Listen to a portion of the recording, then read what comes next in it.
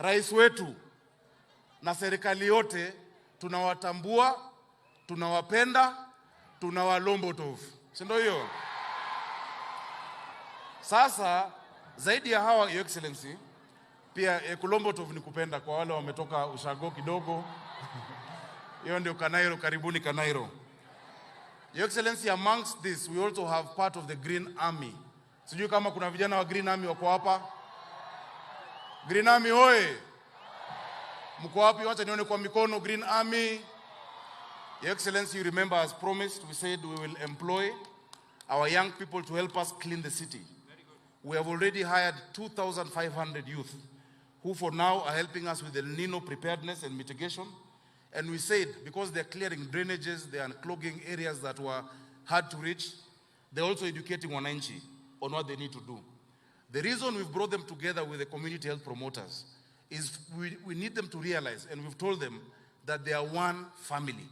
The work that they're doing is similar, sorting out our communities at the grassroots level. Asanteni sana, najua kazi tumeanza kuona tayari, Nairobi itakuwa safi. Before we hired them, Your Excellency, the last time environmental officers were hired in Nairobi was the year I was born. Meaning, many of them are now aging, and they're very few. But now with the 2,500 and the 1,000 who are coming, this city will come back to being the green city under the sun that it used to be. Asanteni sana. Finally, Your Excellency, before I now invite the next group of speakers, as I call them one by one, ningependa community health promoters tusimame ili tutoe ahadi yetu. Leo nimevaa hii reflector kwa sababu mimi ndio community health promoter number 1 wa Nairobi, CHP1. Na rais wetu amevaa yake kwa sababu yeye ndio CHP1 Kenya mzima. And Your Excellency, as governors, we are grateful for your partnership. We acknowledge devolution is not a competition. Devolution is a partnership between both levels of government. The national government is important, the county governments are important. A bird that is flying cannot ask which wing is important for it to fly, the left wing or the right wing. It needs both wings. And that is why we will continue working with the national government to deliver to the people of Kenya unapologetically. Sasa watu wangu, ile nitasema mtajibu. Sawa sawa? Kwanza weka mkono moja juu. Ya right. No, ya left. Ingine weke kwa roho. Put it here. Because itamko ni muhimu sana. Sema tunaahidi kutumikia jamii zetu kwa huruma na kujitolea. Dhamira yetu ni kuelimisha, kuwawezesha na kusaidia wanajamii wetu ili kukuza afya,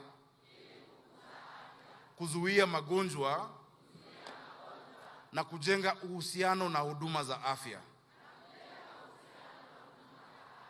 Tunakumbatia jitihada hii adhimu kwa mioyo mikunjufu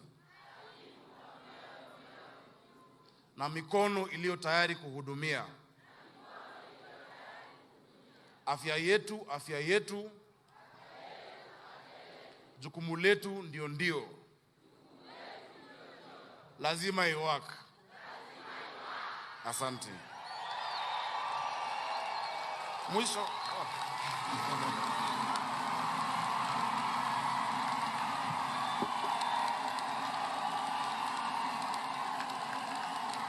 Asante sana.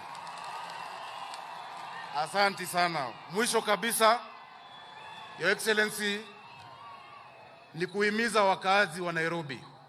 Na najua pia rais utawahimiza wakaazi wa maeneo yote mengine katika taifa letu, ya kuwa wahudumu hao wakija muwakaribishe. When they knock at your door, welcome them. If you can, give them a glass of water. Talk to them because they are coming for your interests. Na nyinyi wahudumu wetu ningependa kuwaomba, katika kila boma ambapo unaenda, muache matumaini, muache baraka, hata muwaombe, ili wajue mko hapo kwa sababu tunawapenda na kwa sababu tungependa afya yao iwe nzuri. Mungu awabariki. Kwa sasa wacha nimwalike Governor, asante, Governor Muthomi Njuki ambaye ni mwenyekiti wa afya katika baraza la magavana. Karibu sana Governor Muthomi.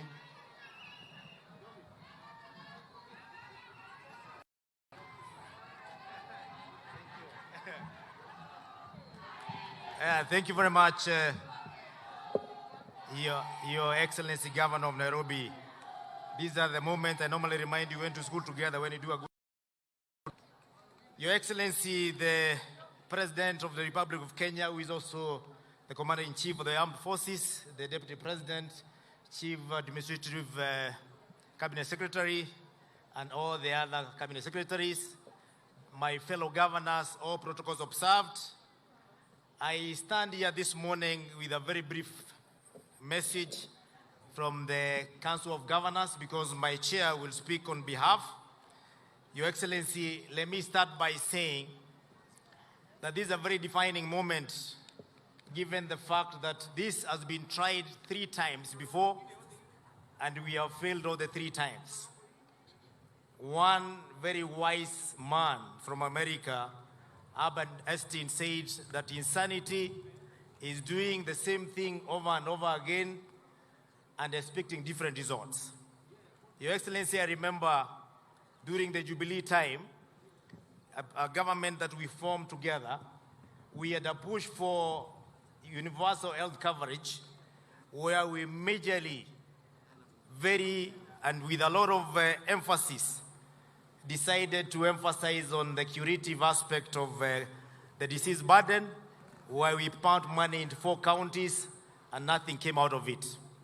We are happy today because we've realized that the best way of tackling the problem is from the source, and therefore we are moving to a very critical stage of ensuring that we use our community health promoters, who are the frontline soldiers as the first line of defense when it comes with dealing diseases.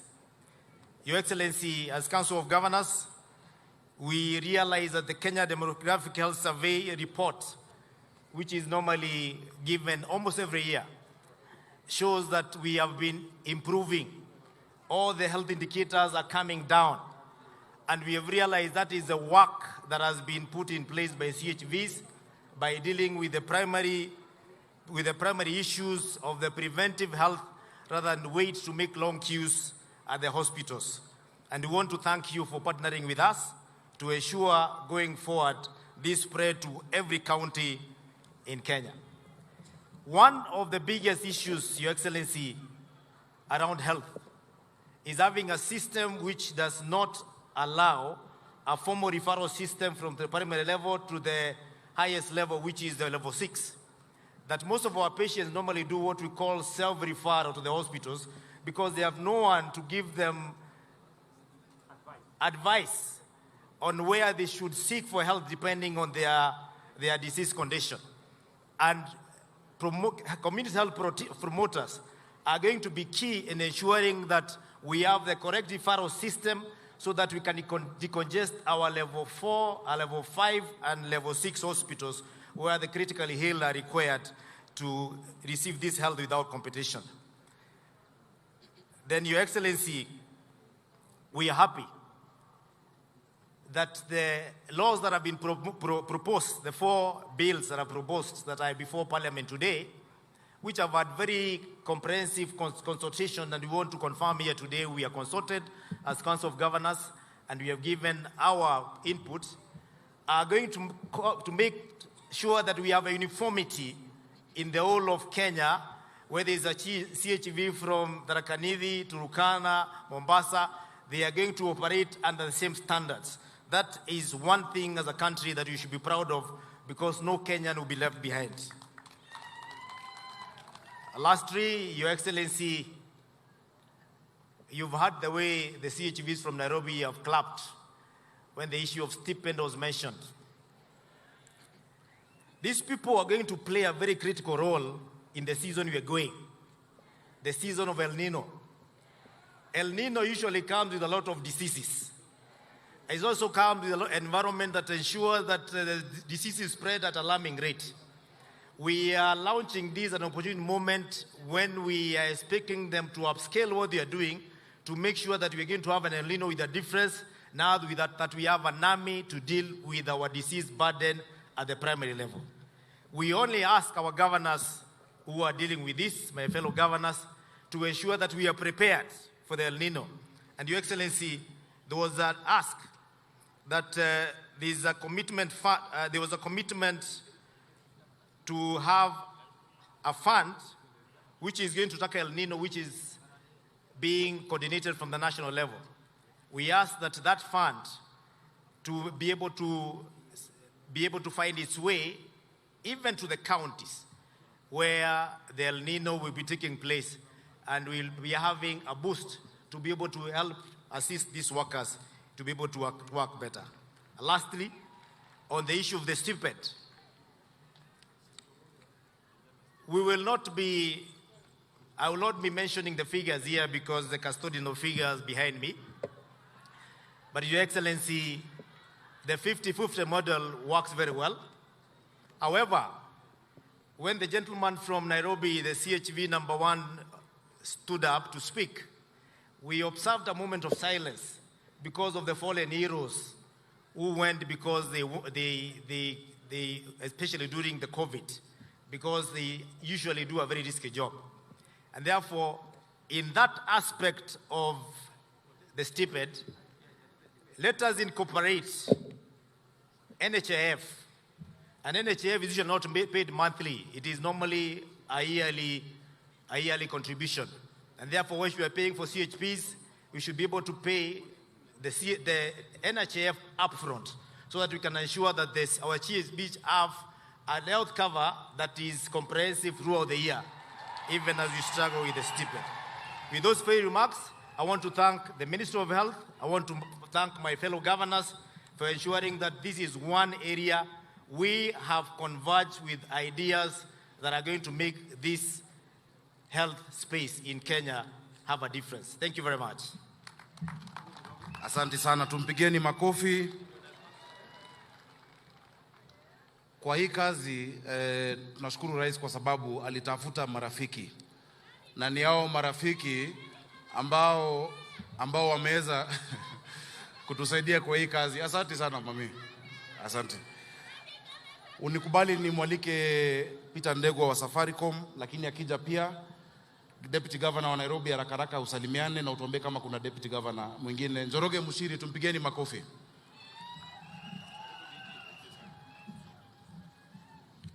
Your Excellency, the President of the Republic of Kenya, William Samoei Ruto, Your Excellency, the Deputy President Rigathi Gachagua and your spouse, Your Excellency, the Prime Cabinet Secretary, the Cabinet Secretary is here present, Your Excellencies, the Governors, Your Excellencies, the Deputy Governors, all protocols observed. Today is a very important day for us in Nairobi as we launch this community health promoters program, and also for the rest of the country. And what I would like to say, Your Excellency, is that last week we launched the implementation plan for community health workers for Nairobi. And the thing that struck me is that for every $1 invested in this program, you have a return of $14. It's an extremely important investment plan. I think for any business person, for any country, for any place, it's a good thing to be able to invest in. And therefore, I would encourage all the other people in other places to be able to invest in this and drive this thing forward. I wish you all the very best as you embark on this, and I know in Nairobi we'll continue to support you, we'll continue to increase the numbers so that we are able to serve all our people diligently. Asanteni sana. Asante sana DG. Your Excellency, vile tumesema tuna marafiki na wafadhili ambao wanatusaidia kwa hii program. Wacha nianze na Bwana Peter Ndegwa ambaye ni CEO wa Safaricom PLC. Karibu.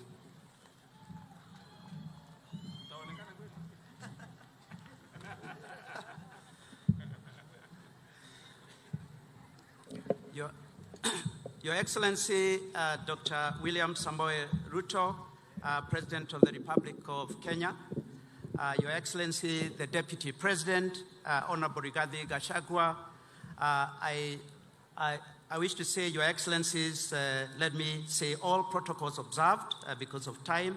Ladies and gentlemen, community health promoters wa Nairobi mko sawa? Afya yetu, jukumu letu.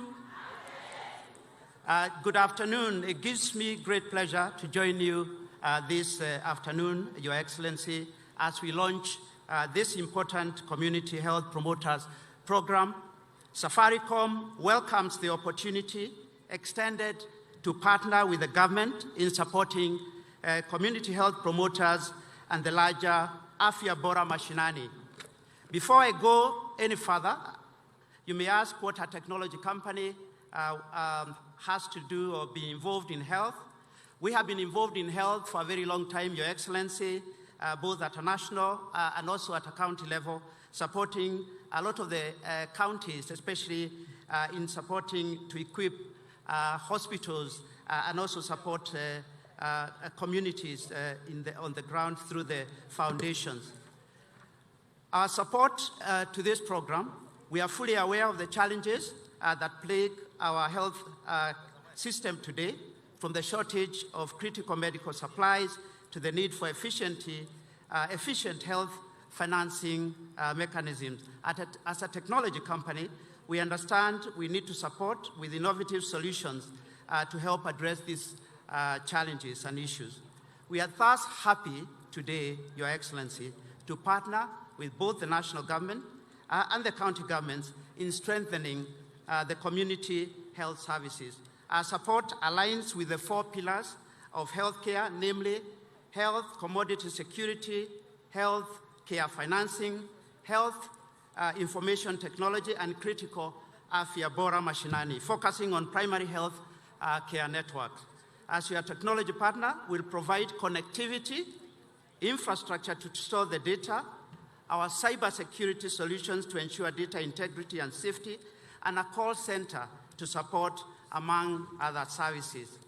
Beyond being a technology company partner, we are supporting by contributing close to 100 million through subsidizing the cost of providing the 110,000 smartphones that the ministry will provide to CHPs.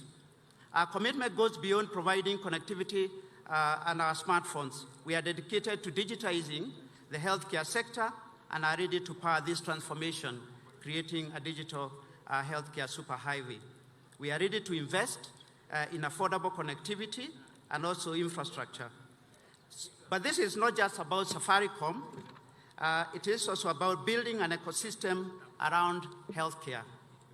We are committing to partner with the ministry and other stakeholders to create an environment where innovation thrives, where healthcare services are accessible to all, and where our people can lead healthier lives.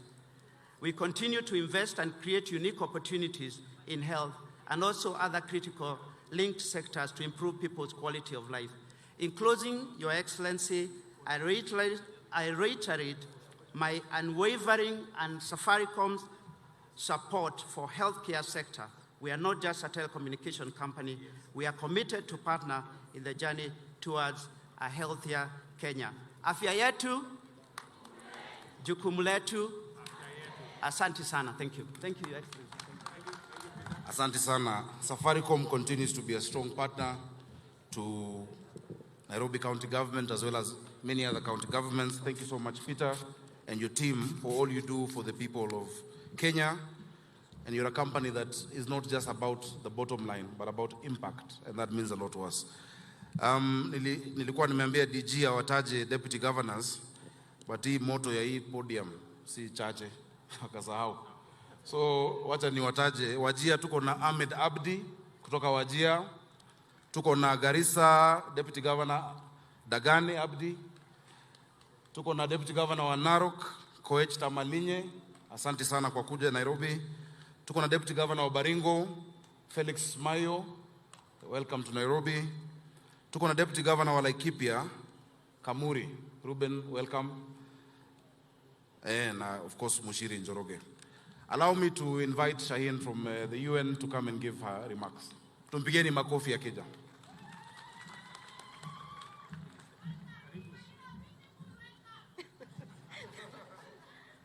Asante sana.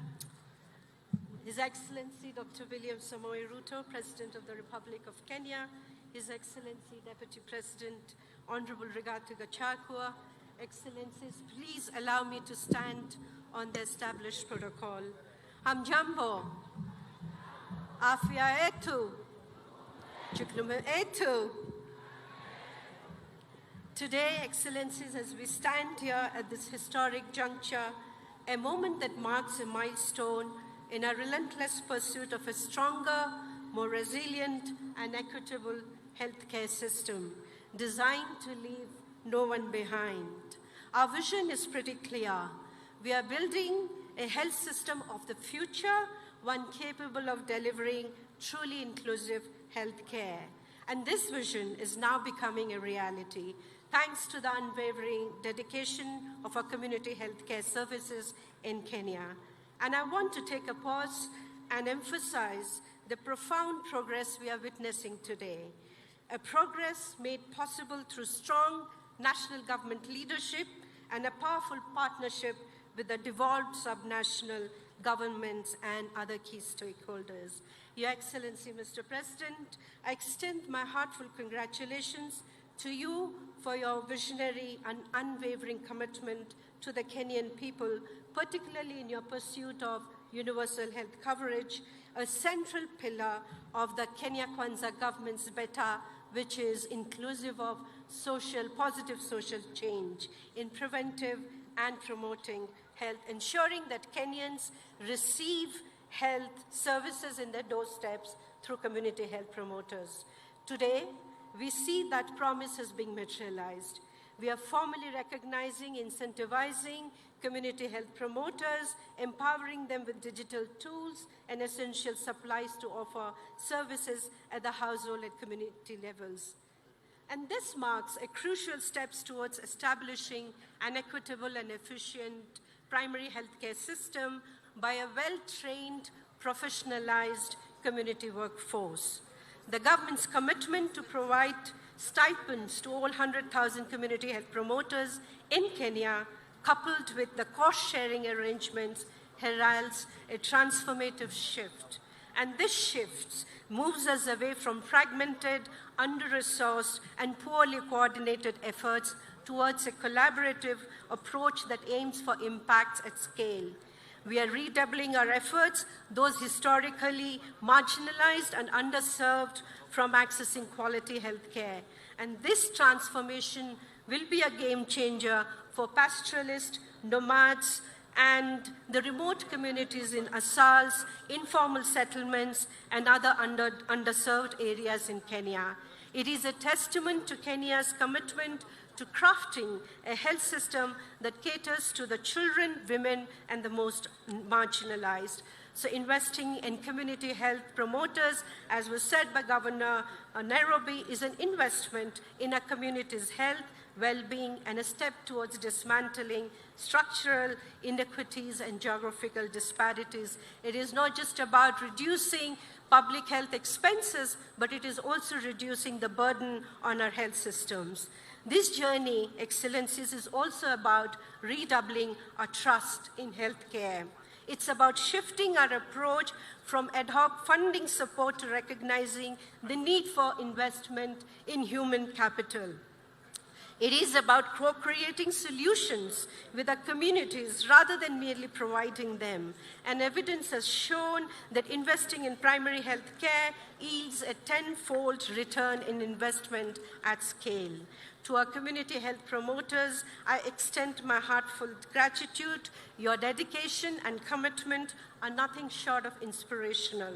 And as a primary caregiver in your community, you bear the responsibility and privilege of upholding the mandate of primary health care in Kenya. I have had the privilege of interacting with some of you, and I can attest to the passion and the dedication you exude. The comprehensive range of services that we saw the Honorable President interacting with the family offers an opportunity for integrated programming, integrated financing, and integrated systems thinking, which will undoubtedly yield results for our children, adolescents, and marginalized population. Your Excellency, as development partners, our collaboration and partnership with the Government of Kenya and the civil society and academia are greatly facilitated by your clear strategic vision and unwavering leadership. Countries worldwide are now looking to Kenya as a beacon of hope and a source of inspiration on the path to universal health coverage. As UNICEF and as United Nations agency, WHO and UNITS in the room, we remain committed to supporting the establishment and expansion of primary care network, aligning this with the priorities of the Kenya government. Our focus will be on optimizing innovative approaches, leveraging the new technology platforms, evidence-based planning, and progress measurement to enhance the delivery, implementation, and impact of these initiatives at scale.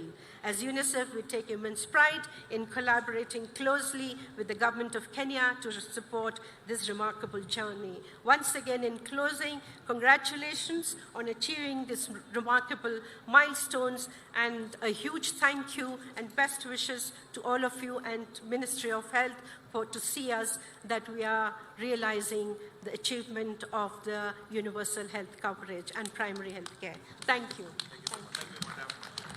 Asante sana, wacha niite Lauren Moore kutoka kampuni yangu inaitwa Johnson & Johnson Foundation Vice President. Ms. Lauren Moore, who's the Vice President, Global Community of Johnson & Johnson Foundation.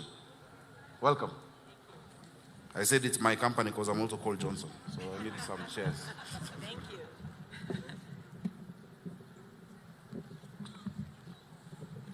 Thank you.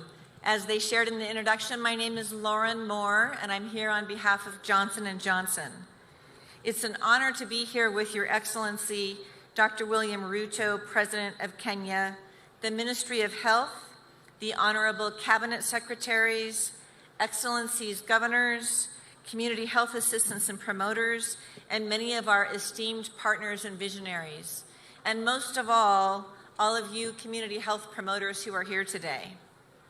President Ruto, thank you for the invitation to join you today to recognize the critical work of CHPs in Kenya and to thank the Ministry of Health for your partnership with Johnson & Johnson over many, many years. I was able to attend some of the United Nations General Assembly meetings in New York last week, and I had the privilege of listening to many community health workers from around the world who couldn't be more different from each other, but also were fighting for the same things: to be heard, to be valued, to be treated with dignity, to be provided safe working conditions and fair pay. When we bring health workers to the table to discuss solutions like the Kenyan government has done, that's when we begin to see progress. One of the things I learned last week, and I just heard on the stage today, nothing about us without us, which is about you first and foremost. We are here today because the Kenyan government recognizes that good health starts in homes and local communities. The government recognizes that supporting community health workers is the only way to ensure that all Kenyans have access to quality primary health care. Although community health workers are so valuable to keeping communities healthy, until now, most did not receive stipends for their services.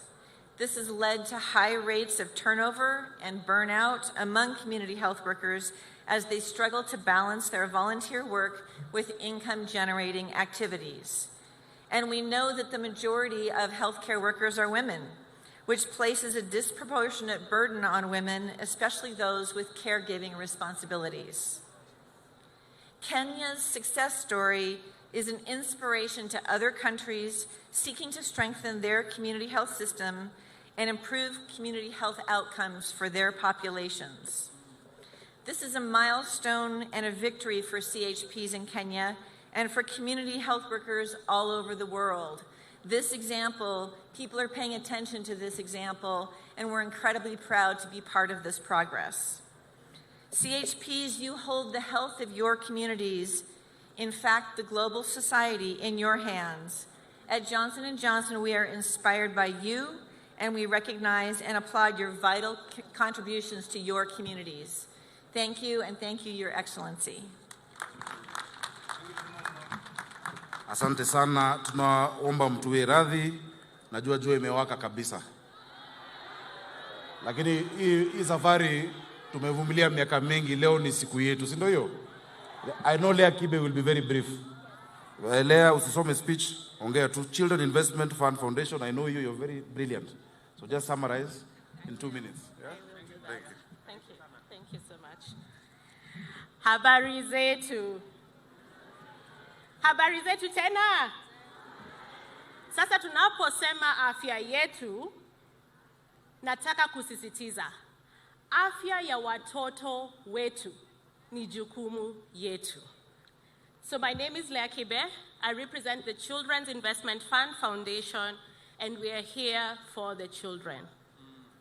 Na watoto wetu wako kwa community, wako kwa household, and that's why we really applaud the community health promoters. Your Excellency, Your Excellency President Dr. William Ruto, it is an honor for the Children's Investment Fund Foundation to be here with you today. Your Excellency, the Deputy President of Kenya, Rigathi Gachagua, Excellencies Governors, Honorable Cabinet Secretaries, dignitaries, community health assistants, and community health promoters, ladies and gentlemen, and our children of Kenya. This is memorable, and congratulations again. We never saw this coming. As the President mentioned, it has been days and days of conversations. So for me, this is really monumental, and I see the road ahead. It's such a beautiful journey.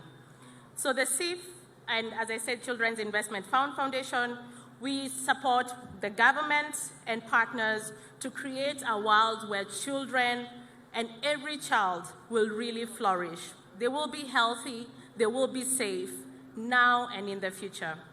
So we really support this very bold partnership with the government of Kenya to provide this long-lasting solution for our children where they will have access to healthcare at their doorstep. The foundation has been investing in community health workers for the last 7 years. So to see this happen today, again, it is monumental, and congratulations. CIF recognizes the critical role that community health systems play. It's only the community health promoters who will know a child is to be born, who will know a child has been born, who will know that that household is accessing healthcare, who will know all the dashboards and all the data points. You are the foundation for this journey. While progress has been made, we really know the journey ahead is long.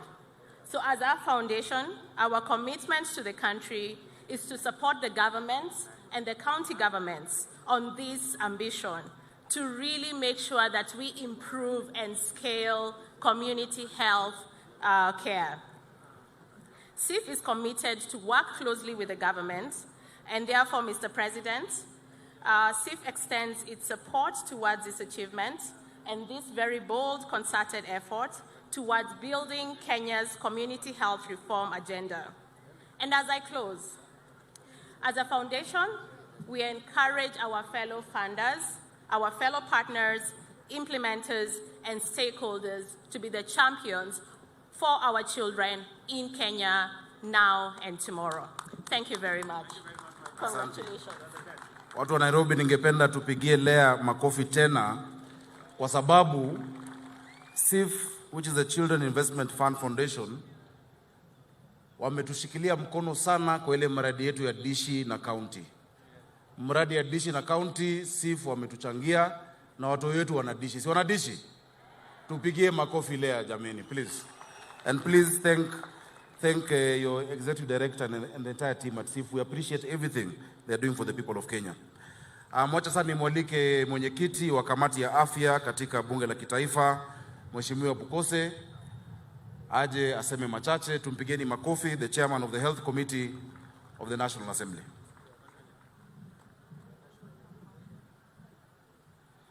Your Excellency, President and Commander-in-Chief, Dr. William Samoei Ruto, Your Excellency the Deputy President, and all protocol observed. Afya yetu, asanteni sana.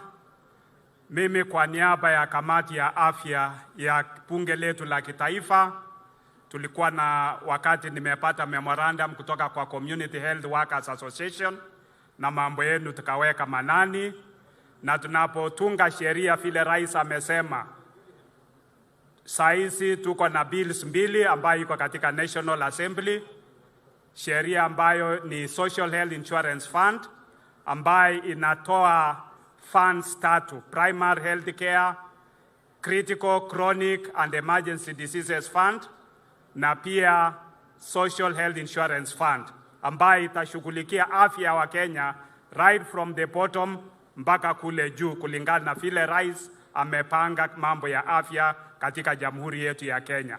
Na sisi leo katika kule bunge tuko na malizia mambo ya public hearings, na kufikia kesho we shall table the bills pamoja na ile ya digital health bill ambaye itahakikisha kwamba yale mnafanya kule mashinani, agency ambayo itahusika naye itaweza kuyaweka katika health information system yetu na kuona kwamba yote yanafanyika na yanaweza kuwekwa na mtu yote anaweza kaangalia mambo ya afya katika jamhuri yetu.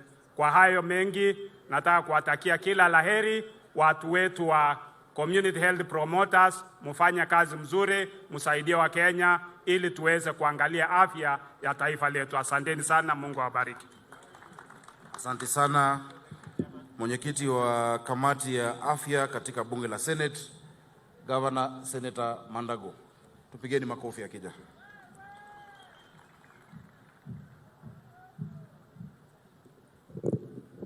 Your Excellency, the President of the Republic of Kenya, Your Excellency, the Deputy President, all protocols observed, Your Excellency na wananchi, kwanza kabisa kama bunge la Seneti, Your Excellency, nataka kusema tuko tayari kupitisha mswada ambazo siko katika bunge la Seneti. Tuko na mswada ya Facilities Improvement Fund Bill ambaye itaipa nafasi hospitali zetu kwa zile fedha ambazo zinaenda kwa hospitali siweze kutumika kwa hospitali. Na mimi nataka kusema Your Excellency, kwa hiyo mswada itatusaidia sana. Hata wale wadhamini watatuma fedha kwa minajili ya afya, itatumika kwa afya pekee. Pesa za hospitali sasa haziwezi tumika kwa mambo ya barabara ama mambo ya stima, itakuwa pesa za kutumika katika hospitali. Ya pili, tuko na Primary Health Care Bill ambayo pia tunashughulikia, na tunajua ndani ya wiki moja tutakuwa tumeweza kupitisha kama bunge la Seneti. Kwa community health promoters wetu, nyinyi ndio watu ambao watabadilisha mambo ya afya katika taifa la Kenya. And Your Excellency, mahali tunarudi ni mahali afya ya Kenya itasonga mbele. Tukiwa watoto katika shule, tulikuwa na kila Wednesday ilikuwa Dental Health Wednesday, ambao wanafunzi walikuwa wanafunzwa bila ya kuchunga afya ya meno, na hii sasa inarudishwa ile prevention, na Waswahili wanasema ni bora kuzuia kuliko kuponya. Kwa hivyo nyinyi kama community health promoters, sisi kama bunge tutahakikisha mswada hiyo imepita, mambo ya yenyu ya stipend itakuwa katika sheria, na kwa hivyo mtakuwa mnapata kwa wakati kupitia serikali kuu na serikali ya county. Your Excellency, bunge la Seneti iko kule Turkana kwa bunge mashinani, na kule Turkana pia tutashughulikia hizi bili mbili. Kufikia Thursday tutakuwa tumepitisha, kwa sababu tumeweka program ya kuhakikisha bili sisi zinapita iwezeshe UAC kufaulu. Ya mwisho, kwa wizara ya afya na wizara na serikali za county, sisi kama bunge tuko tayari kufanya kazi na nyinyi kwa karibu sana, ili kuhakikisha yale ambayo tulijifunza wakati tulijaribu kuimplement UAC na hii kufaulu, tuweze kufaulu sasa. Governors ambao wako safari, Your Excellency, mimi nataka kuambia kama former governor, wako na bahati sana to be a governor in this era where we have a government that believes in devolution, starting from the president and the deputy president himself, to have a national government that sends money to counties on time. I want to tell you, ladies and gentlemen, you are the most fortunate governors we have in this republic today. It is up to you and your teams and us to support you to make sure that for the first time, UAC succeeds and succeeds for life in this country. Thank you very much. Thank you very much. Sasa nitamwalika mwenyekiti wa baraza la magavana ama ni kongamano la magavana, Gavana Anne Waiguru atoe hotuba yake na pia atambulishe wale magavana wote ambao wamefika. Welcome, Governor.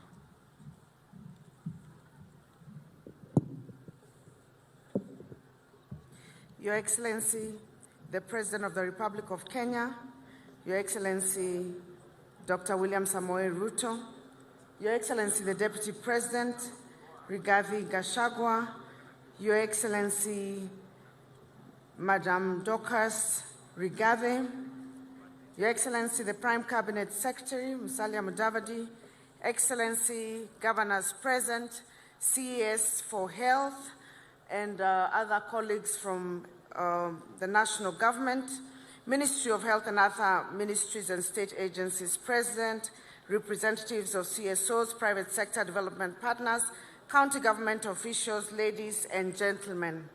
Afya yetu, jukumu letu.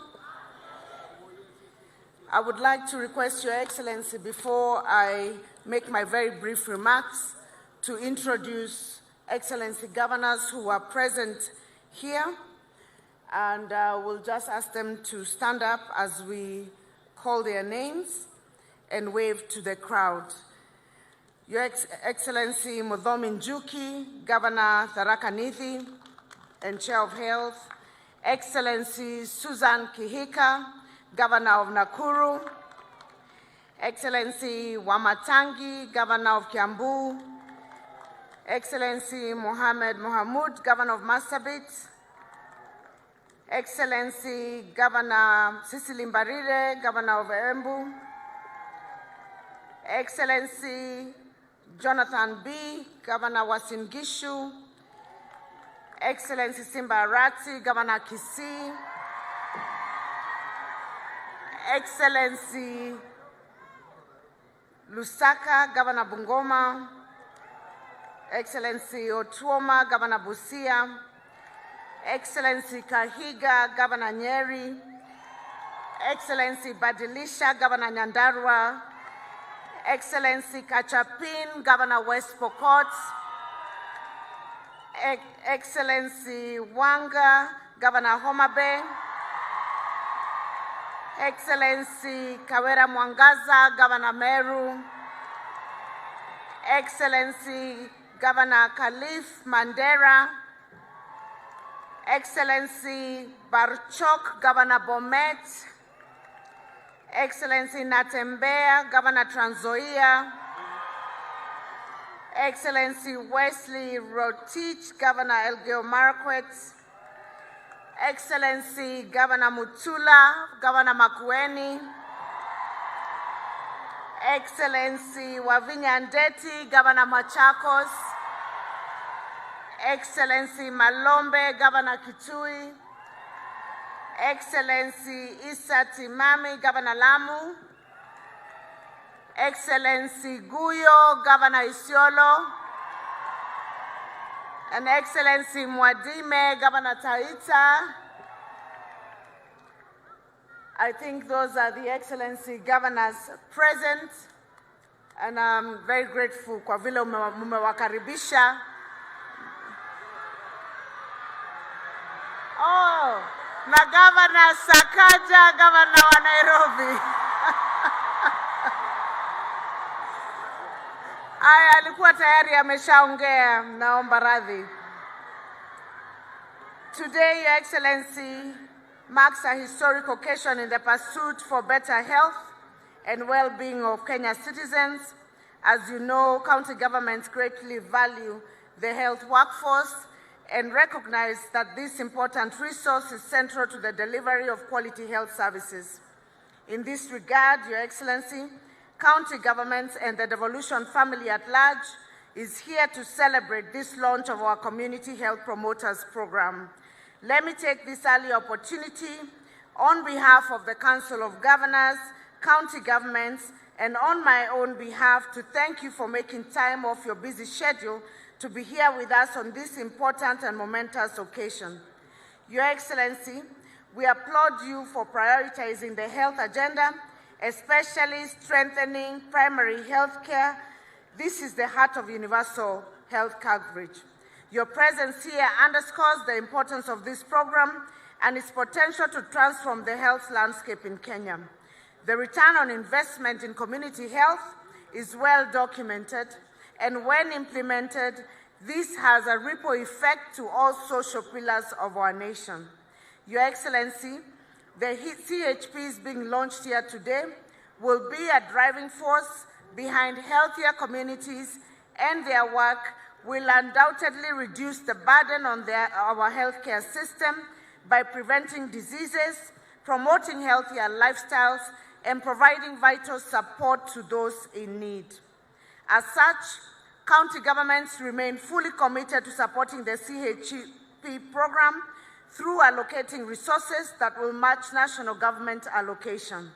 As you may already know, most counties already allocate over 30% of their total county budgets to health, despite having 14 devolved functions. Some of these resources support primary health care. Your Excellency, we know that this launch is just the beginning of a long journey, since we must ensure that all CHPs are well trained in various modules, facilitated with kits, motivated and retained. I hereby seek to urge the support of all stakeholders, including our local and international development partners, to prioritize community health as a key contributor to universal health coverage.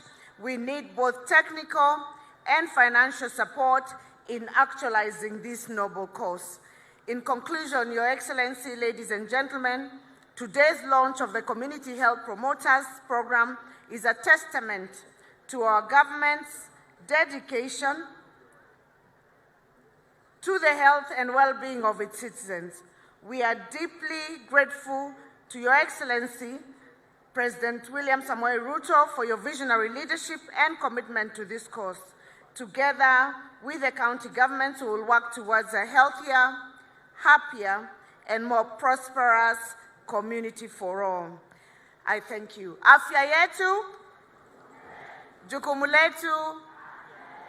Asanteni. Asante, mpigeni huyo makofi, ni mdosi wetu kwa COG. Your Excellency, allow me to also just give apologies from our women rep, Mheshimiwa Esther Passaris, who's traveling, and she asked me to give her apologies, as well as the Senator of Nairobi, Senator Sifuna, also asked for, he's in Turkana with Senator Mashinani. At this point, allow me to invite Cabinet Secretary for Health, Mheshimiwa Susan Nakumicha, to come give her remarks. Tumpigeni makofi.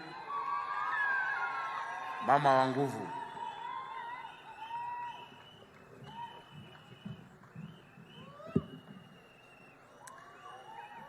The President of the Republic of Kenya, who is also our country's Chief Vision Officer, His Excellency Dr. William Ruto, the Deputy President, His Excellency Gachagua, the Second Lady, the Prime Cabinet Secretary, colleague Cabinet Secretaries present, Excellency Governors present, Principal Secretaries present, elected and honorable members, to our Healthcare Foundation and Army, the Community Health Promoters.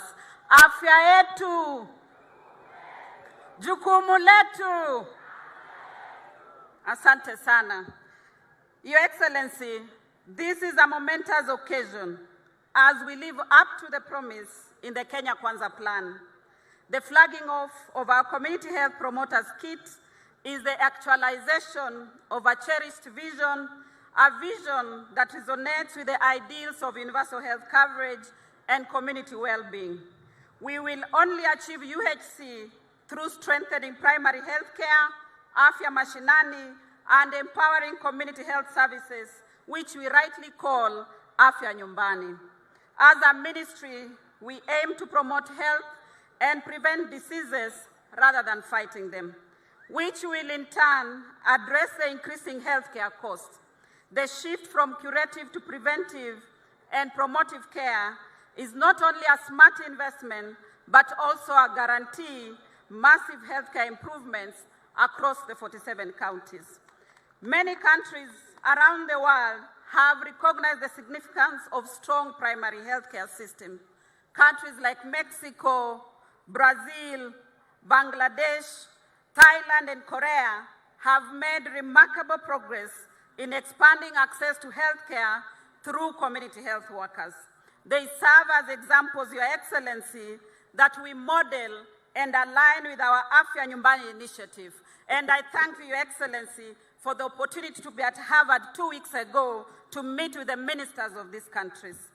As a ministry, our mission is to ensure we build a healthier, more resilient Kenya.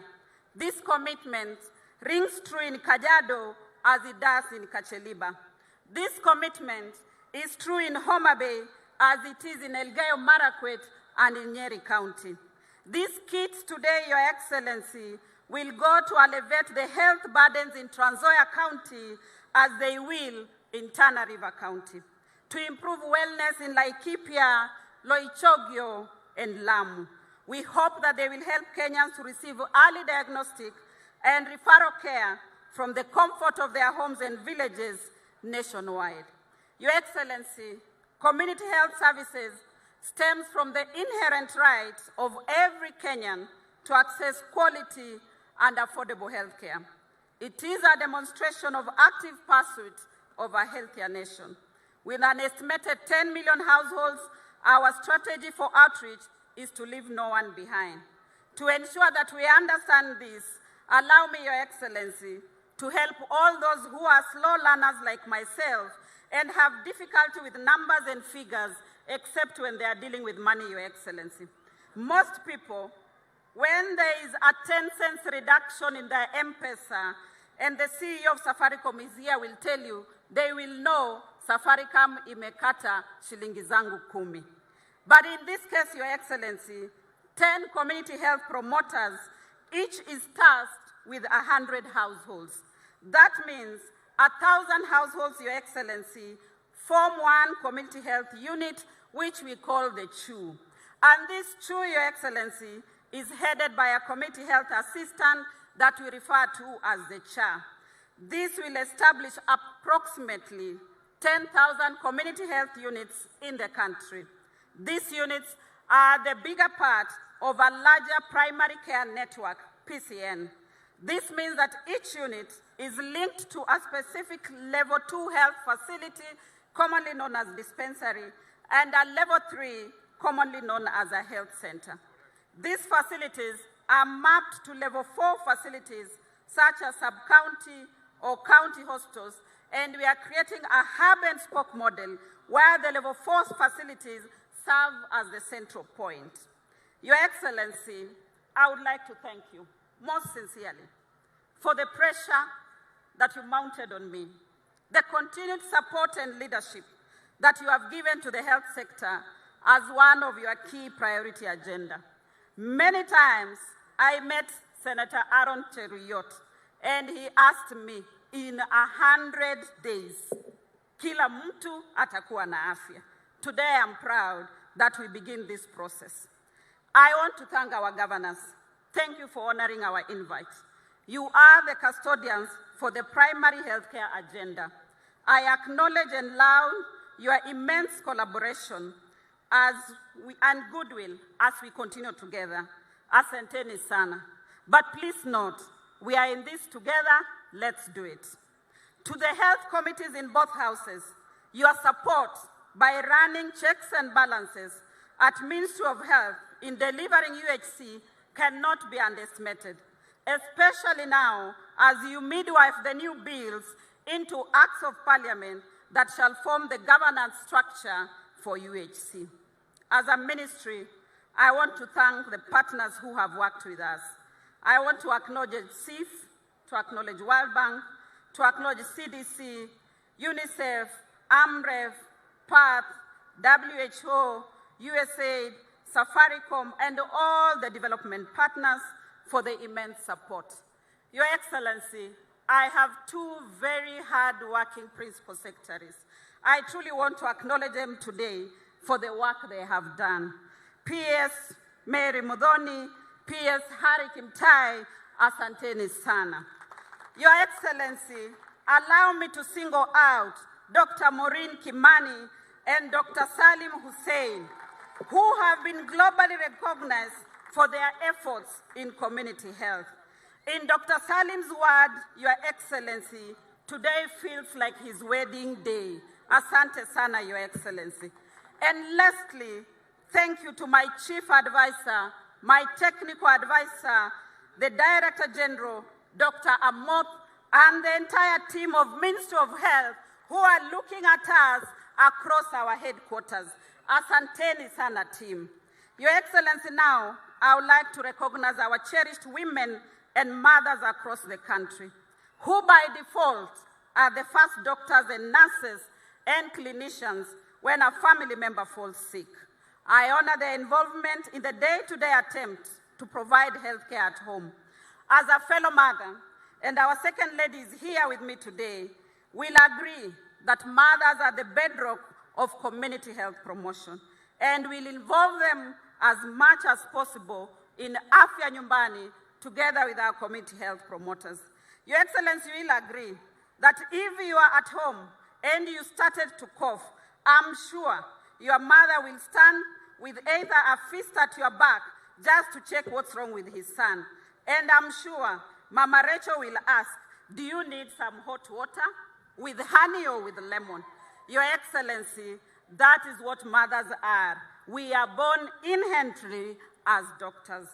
As I conclude, let me remind the country that the theme for this year's Mashujaa Day celebration is universal health coverage, and the celebration will run from 13th to 20th October. Allow me to welcome you all to the green and splendid county of Kericho for our celebrations and the launch of the UHC program that shall be graced by His Excellency the President. Kenyans, together we can make quality health care accessible to every household, every individual, and a secure, brighter, healthier future Kenya lies ahead of us under His Excellency, the President of the Republic of Kenya, William Samoei Ruto. Asanteni sana. Your Excellency, I want to take this opportunity to now invite the Prime Cabinet Secretary to make some brief remarks.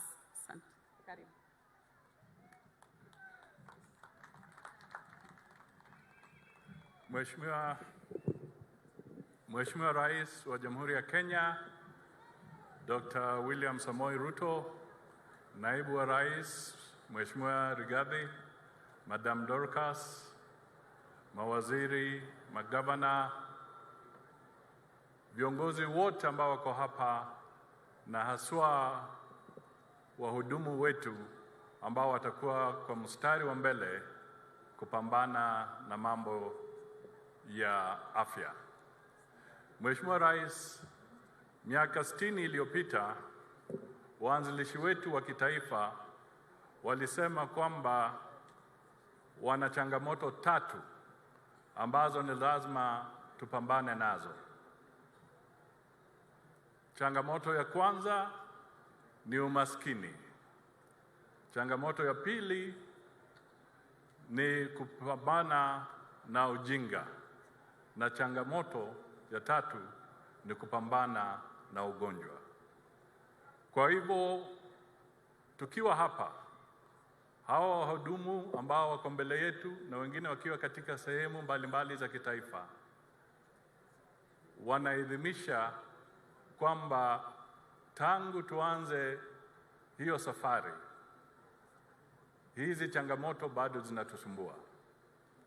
Changamoto ya kwanza ya umaskini, Mheshimiwa Rais, unapambana nayo na pia umeweka ile Hustler Fund ambayo ni ya kusaidia mambo ya kiuchumi. Kwa mambo ya elimu, serikali yako imetoa budget ambayo haijawahi kuonekana ya bilioni zaidi ya 630 kupambana na mambo ya ujinga, kuelimisha watu wa Kenya. Na sasa tuko hapa wewe kuzindua nafasi hii, wahudumu wakipata vifaa vya kutumia kusaidia jamii zetu. Hiyo ni heko kubwa kwa hii miaka 60 ambayo tumekuwa huru, na tunataka tuseme kwamba tuzidi kuwa kitu kimoja chini ya Rais wa Jamhuri ya Kenya, tukishirikiana na magavana wote ili taifa letu lipate nafuu. Asanteni sana, na sasa ni jukumu langu nimwalike Deputy President naye aje aseme. Asante.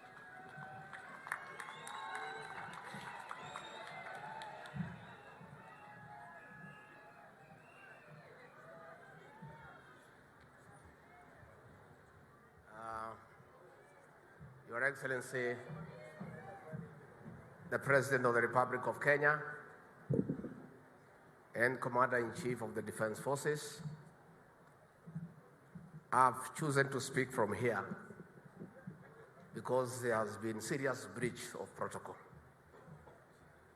The state podium is reserved for the head of state, but I want to exonerate all those who have spoken there because it is the President himself who invited them to speak from there and breached protocol. And as a man who was in uniform, I politely declined the invitation by the President to break protocol, and I will speak from here. And you know, those of us who work around the President, we have a very difficult task of overseeing the transformation of a hustler into a president. That is why the President is breaching protocol, because much as the hustler nation propelled one of them to State House, it is very difficult to get the hustler out of him. And that is why he is quite comfortable to get everybody to use the state podium. Your Excellency, our President, today is a very important day for this country and for your administration. Among the 5 key pillars is the universal health coverage. And Your Excellency, I want to tell the people of Kenya that what is happening today is not by accident. It is 1 year of hard work by the President, and I want to confirm the President has held countless meetings, day and night, with officials from the Ministry of Health, our international development partners, and other stakeholders. And Your Excellency, this intervention at the level 1 of intervention is a clear demonstration that you are determined to transform this country through the bottom-up economic transformation agenda. That is why this intervention is at the lowest of the pyramid, mashinani, where wananchi are. Your Excellency, it may look expensive at this stage to provide the equipment and to give stipend to the community health promoters. But Your Excellency, you are well informed that this is short-term. Going forward, the cost of preventing a disease is 9 times to cure the same disease. So this is a temporary measure, and in 5 years' time, through this intervention, the cost of curing diseases in this country will come down by 50%.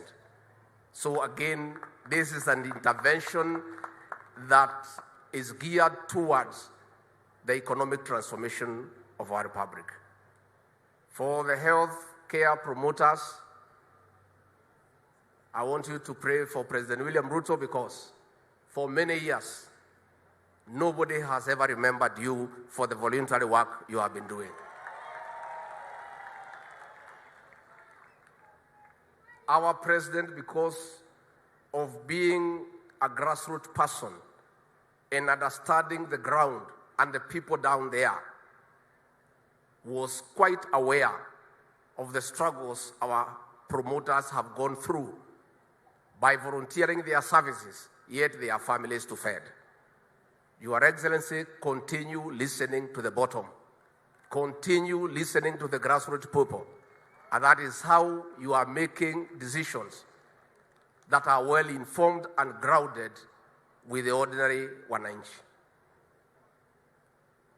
As I wind up before I call the President, the Governor of Tharaka Nithi talked about El Nino. The Meteorological Department has told us that now they have scientific information that we shall have El Nino. And Your Excellency, further to your directions, I have convened this Thursday at 10 a.m. the National Emergency Response Committee so that we can now discuss the level of preparedness so that we don't get caught flat-footed and we prepare as a country how to deal with the expected emergencies arising out of El Nino. In that meeting, Your Excellency, we have called the Ministry of National Treasury because of the financial implications, the Ministry of Water and Sanitation, the Ministry of Environment, the Ministry of Agriculture and Livestock Development, the Ministry of ASAL, the Ministry of Interior, the Ministry of Health, the Meteorological Department, the Drought Management Authority, the Kenya Defense Forces, the National Police Service, humanitarian agencies like Red Cross, international organizations, our development partners, and most important, all the 47 county governors, because in one way or another, they'll have to work with the national government to deal with the various challenges that will come with El Nino. The governors who are here, you'll find a formal invitation when you go back to the office, but this address forms again as a way of inviting you to create time and come for that meeting. The governor, Nairobi, is very critical. There are drainage challenges in this city and other cities of Mombasa, Eldoret, Nakuru that we need to prepare.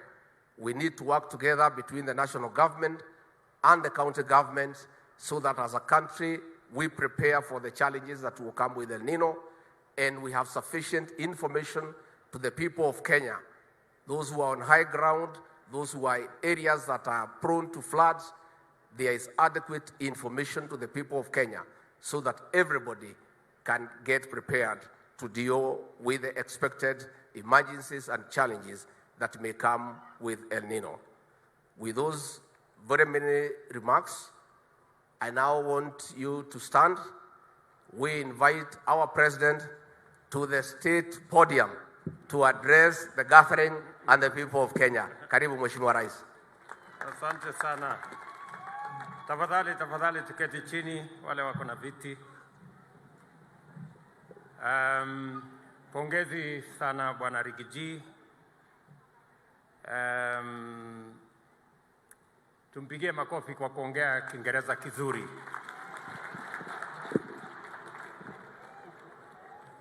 Na nimeona, najua nimesumbuka sana hapa chini. Alikuwa hawa wazungu wakiongea na niuliza huyu amesema nini?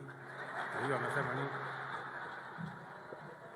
Sasa na nimemsaidia sana, naeleza huyu amesema hivi.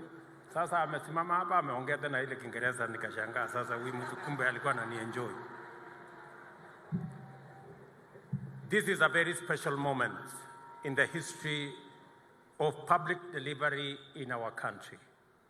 For decades, success in relieving citizens of the huge burden of human suffering and financial distress caused by illness has been elusive. The main reason for this is that our health system devoted itself exclusively to the provision of curative services and primary health and gave minimal attention to prevention and promotion of health interventions that begin at home, often before the onset of serious illness. At the consultative stage of the process by which we formulated the bottom-up economic transformation agenda, Kenyans made it very clear to us that the transformation of our public health care model was long overdue. Despite appreciable progress in enhancing the availability of healthcare infrastructure, technology and personnel access to curative health remained difficult, and the cost so high that many thriving households have been plunged into serious financial trouble by the illness of a single family member. 36% of our citizens are at risk of being impoverished by the catastrophic financial burden of serious illness. And in fact, statistics show that 1 million Kenyans every year sink into poverty because of chronic illnesses of their family members. Kenyans, therefore, expressed their yearning for a new approach to healthcare, one that saved costs, simplified the means of actualizing the fundamental constitutional right to the highest attainable standards of health set out in Article 43(1)(a), and we met them directly halfway at their point of need. We agreed that a community health approach is the foundation of preventive health care, mainly because 70% of cases attended to in our hospitals are preventable. At the same time, every shilling invested in community health has a return of 9 shillings saved in curative healthcare costs. We committed, therefore, to employ community health promoters as a critical component of the national primary healthcare system, in addition to employing 20,000 healthcare workers. These are doctors, nurses, clinical officers, laboratory technologists, physiotherapists, and others to bring the ratio of healthcare workers to the population to 23 for every 10,000 as recommended by the World Health Organization. The case for primary health underpinned by a well-resourced community health system at the very bottom is overwhelming. This is why our community health has received strong support from both levels of government, providing an opportunity to showcase a transformed approach to collaboration between the national and county governments. Our journey to deliver this commitment is now well underway. Today, we strike out in the new direction to execute a paradigm shift in the way we serve the people of Kenya with regard to their healthcare needs. Kenyans will now be attended to at their homes by fully trained, homegrown community health promoters who shall be supervised by qualified health workers. And I am very proud that we have 7,000 plus just for Nairobi County. And I want to say congratulations to all of you for what you are already doing for our communities. The community health promoters are facilitated to provide a defined package of preventive and promotive health services at the household level. Each promoter is mandated to serve 100 homes and will be provided with basic equipment for household health screening. 100,000 community health promoters kits will be provided by the national government through the Ministry of Health, together with smartphones to make them reachable and to enable them transmit and receive necessary information, instruction, advice, and other information relevant in the delivery of health care by community health promoters.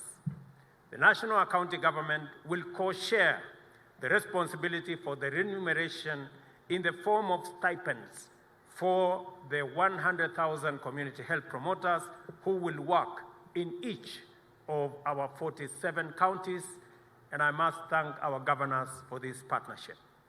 By launching the essential kits to equip community health promoters, we are making a bold statement of our intent to take a big step towards winning our nation's long-standing struggle for freedom from disease using a bottom-up strategy.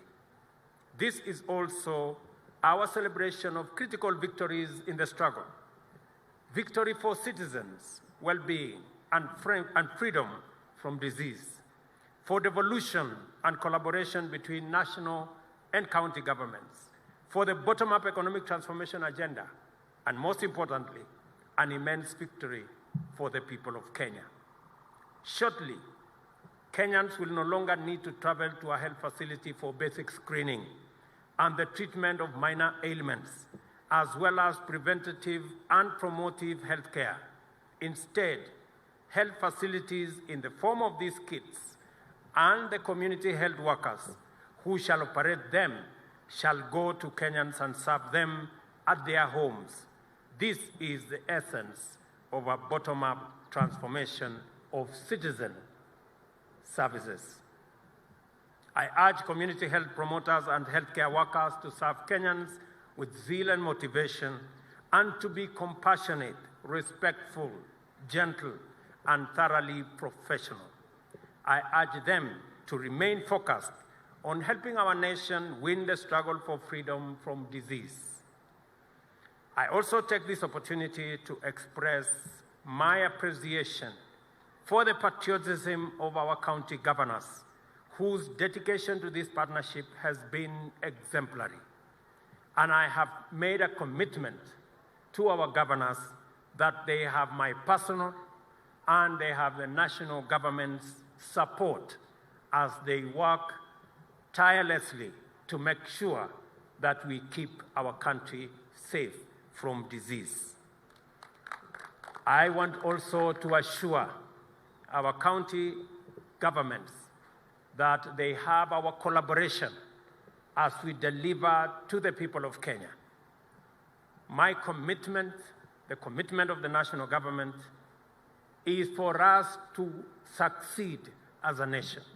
It doesn't matter who takes the credit.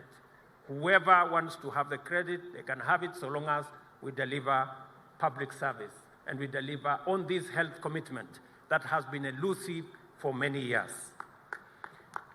I also want to thank our members of parliament. They have been exemplary.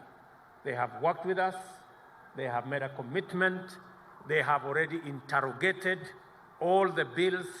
I am happy that they are going on with public participation in Turkana and in other areas.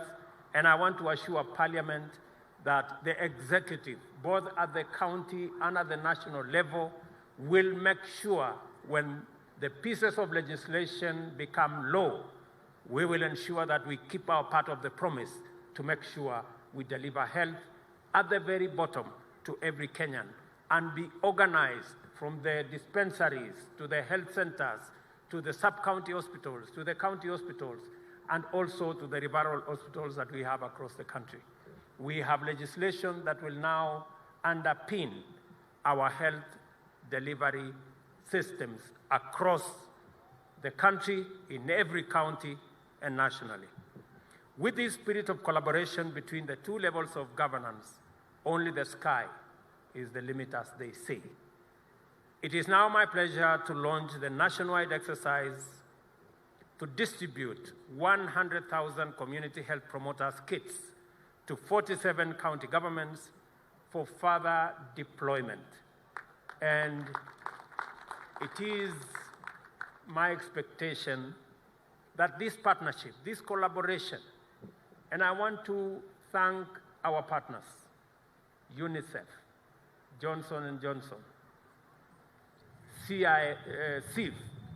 CIF are a great partner to us. I want to specifically thank CIF for helping us with the kits that we have, their partnership and commitment, World Bank, Safaricom, and all the people who have made this possible. Each and every one of you have made an immense contribution towards what we are witnessing here today. The journey has started, and I am sure we will get there. Thank you very much. My very best wishes. I look forward to launching formally the next phase of this program on the 20th of next month. And I have asked the President of Angola to join us in that celebration so that he can help us formally launch this program that has learned many lessons, as Minister has said, from different countries, from different models. I want to thank the Ministry of Health under the leadership of my good Minister Susan. I have been on their case. We've had many meetings. I know sometimes I have put you under immense pressure, but you understand that my employers have also put me under a lot of pressure. So because you are my employers, because you are my employees, I report to these millions of Kenyans. So wao ndio wanasema hii kazi ifanyike na ifanyike haraka. So nawashukuru sana, pongezi. Nyinyi watu wa Kanairo, mjue tuko pamoja na nyinyi. Sasa nyinyi mtaenda kushughulika na kila county, na kila kijiji, na kila mtaa, na kila kona ya Nairobi. Na mimi naamini ya kwamba nyinyi mtatupatia heshima ya kufaulu kwa sababu tunawaamini. Ulisema kulamba tofu? Tunawalombo tofu. Hiyo kabisa tuko hapo. Sawa. God bless you and God bless our great country Kenya. Asanteni sana. Asante sana, Mheshimiwa Rais. We have only 3 more items that we'd like to do. The first one is a handover of the checks, where we would like to have you hand over. Kindly, let's remain seated so that we are able to do this with your kind request. So we'll hand over the checks. The first check that is going to be handed over is one for 3 billion Kenyan shillings. And on this picture, I'm going to ask, for the sake of the photo, to have His Excellency the President, the Deputy President, the Prime Cabinet Secretary, the CS Health. Right, let's take it to the middle, right there. And have His Excellency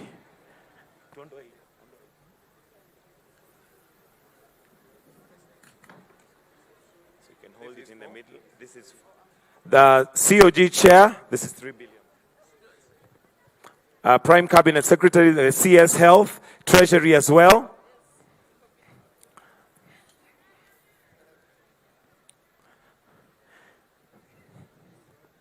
If we can have it in the middle. COG Chair. COG Chair is receiving it. Yeah.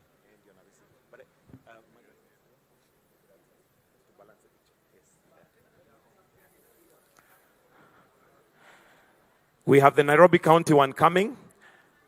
So if we can all just kindly look at the cameras at the front for the sake of that picture, then we'll have the second check, which is going to be handed over to Nairobi County, which is 221,160,000. So,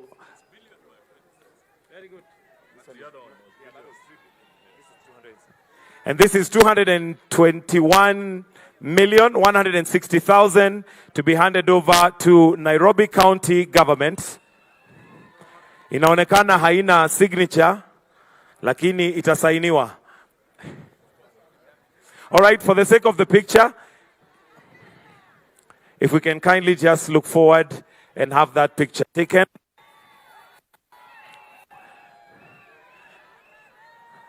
After that, Your Excellency,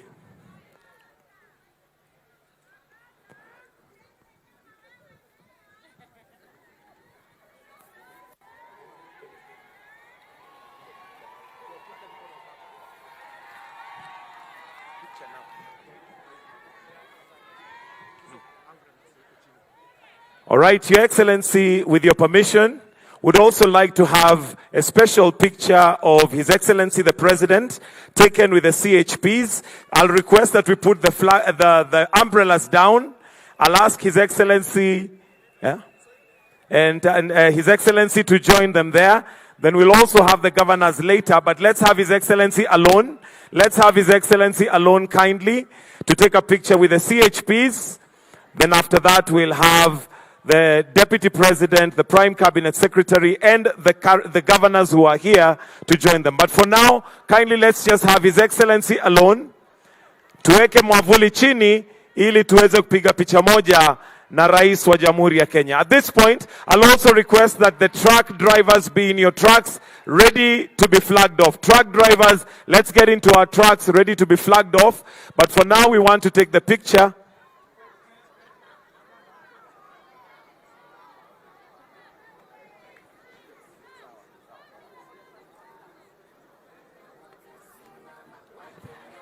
Waimbaji wa West Pokot, tafadhali mje karibu hapa, mje karibu hapa.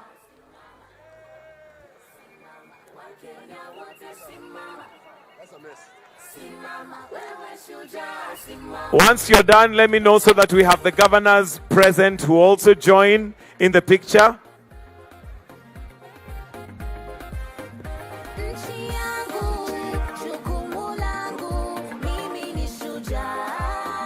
Once we are done with that, let's allow His Excellency to come back this way, tafadhali, so that we may also do the official flag off of the trucks.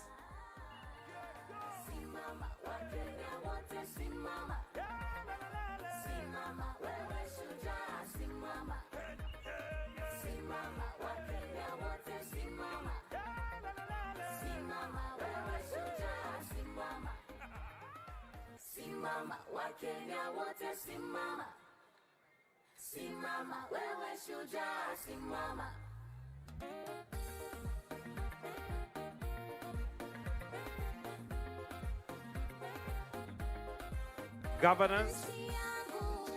Governors join in, please.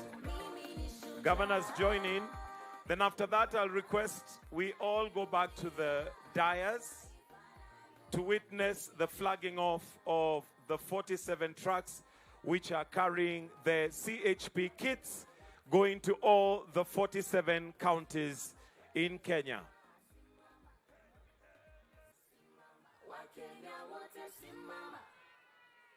Simama, wewe shujaa simama.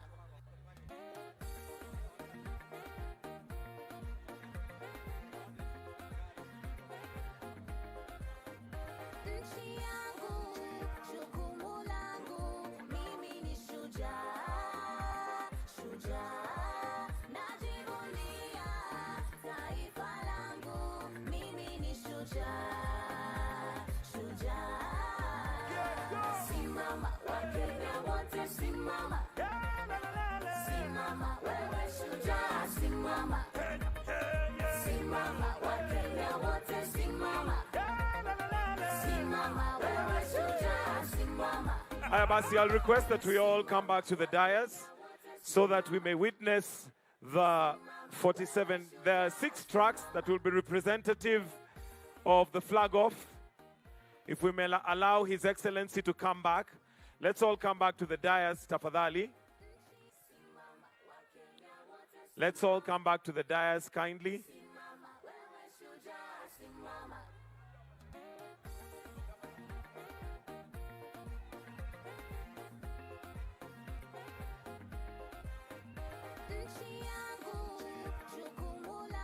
If we can kindly have the governors just line up here, but His Excellency on the red carpet.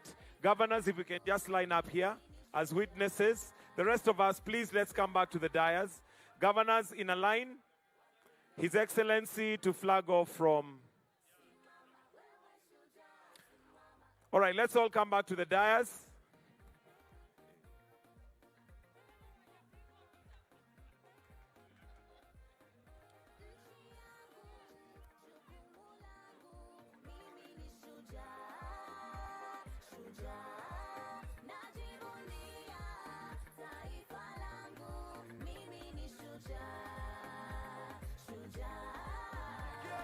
Simama, Wakenya wote simama. Simama, wewe shujaa simama. Simama, Wakenya wote simama.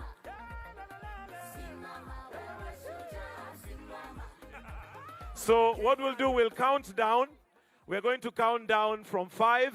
Then His Excellency will flag them off. And for the sake of safety, please let's not have the pyros. We're too close to the edge of the podium. So we'll count down to 5.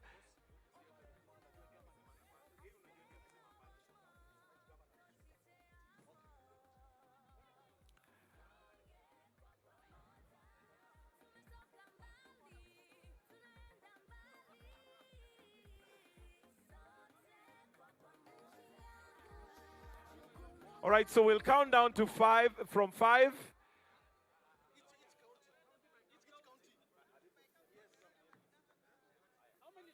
All right, so we'll have His Excellency flag them off. Then each county...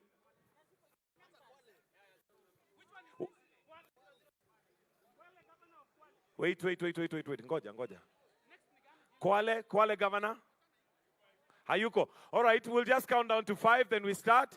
And then we'll have the celebration. 5, 4, 3, 2, flag off. County 02.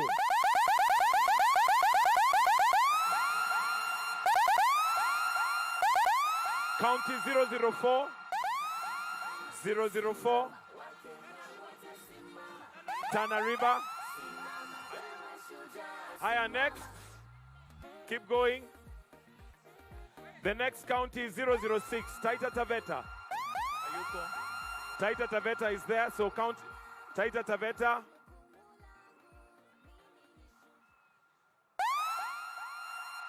And let's have Wajir County getting ready.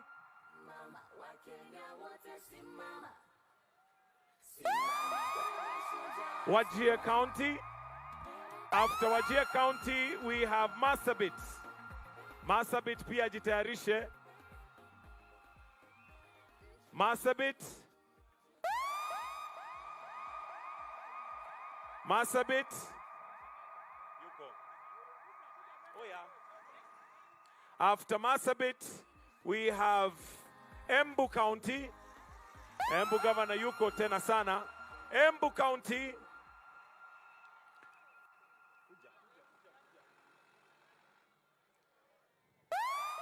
After Embu County, we have 001.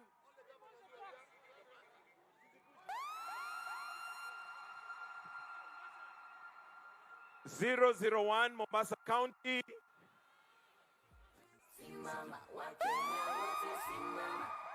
Haya iendelee. Yuko. Kilifi County. Kilifi.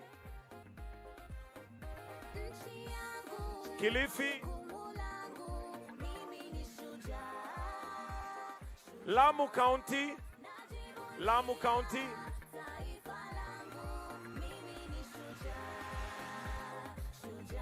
After that it's Garissa County.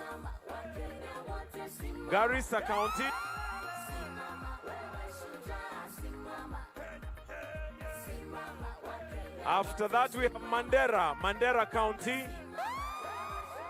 Mandera.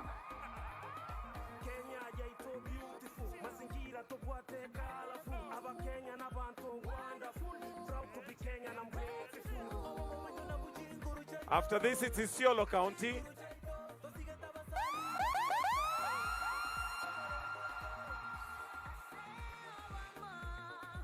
Tharaka Nithi.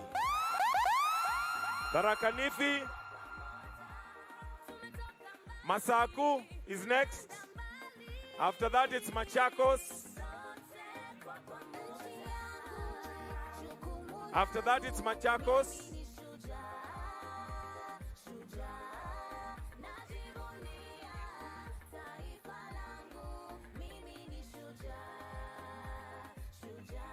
Makueni County after that. County 017 ndio imefuata Makueni County.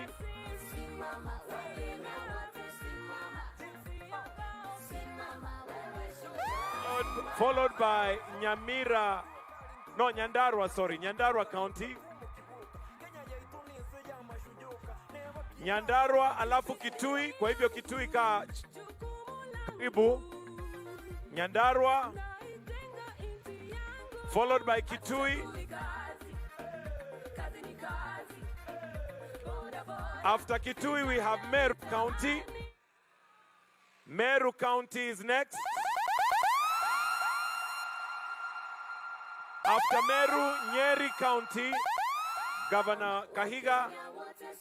After Meru, Nyeri County. After Nyeri, we have Kirinyaga County. Kirinyaga coming up next. COG Chair. After Kirinyaga, we have Muranga. Muranga County, Kachonjo.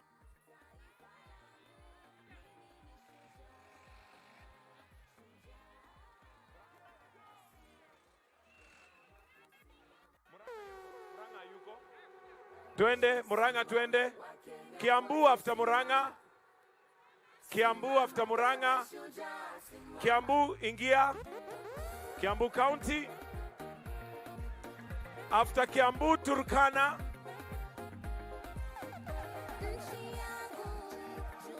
After Kiambu, Turkana. Turkana, West Pokot. After Turkana, West Pokot.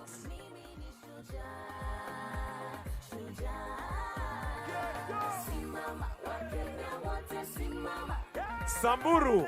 After West Pokot, Samburu. Samburu. After that we have Trans Nzoia. Trans Nzoia.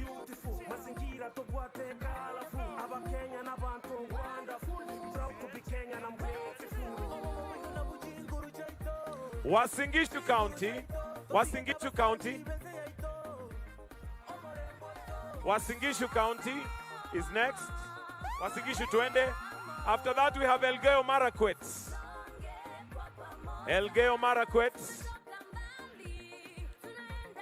After Elgeyo Marakwet, Nandi County. Nandi County, ako wapi? We have Baringo County. Nandi alafu Baringo. Baringo County. After Baringo County, we have Laikipia County. After Laikipia County, we have Nakuru County. Nakuru County is next. Madam Susan Kihika. Nakuru twende. After Nakuru, we have Narok County. Narok County. After Narok, Kajiado. After Narok, Kajiado.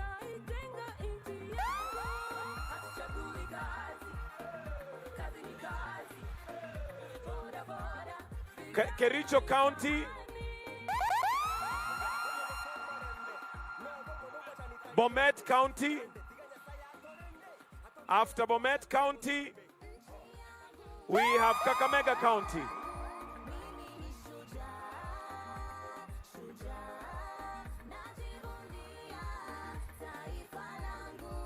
After that, we have Vihiga County. After Vihiga County, we have Bungoma County. Bungoma. After Bungoma, Busia County. After Busia, we have Siaya. Siaya. After Siaya, we have Kisumu. Kisumu County.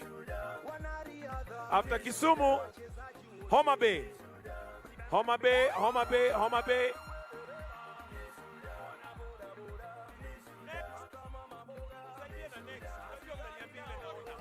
Migori County.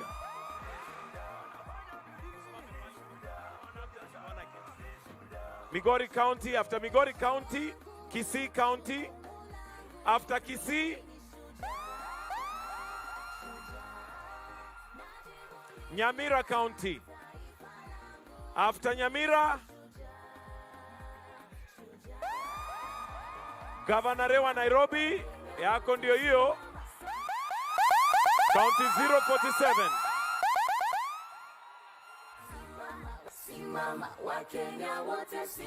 Na tukimalizia sote tutasimama kwa wimbo wa taifa.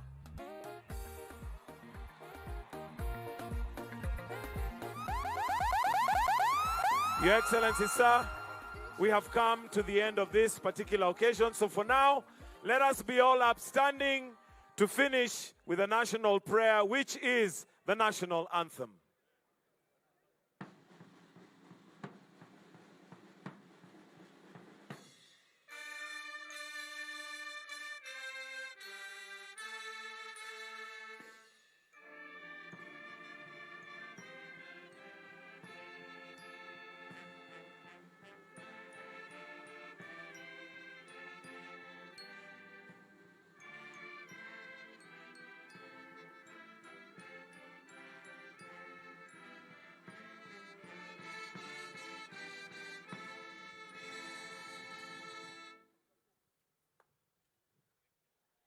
We'll now allow His Excellency to retreat.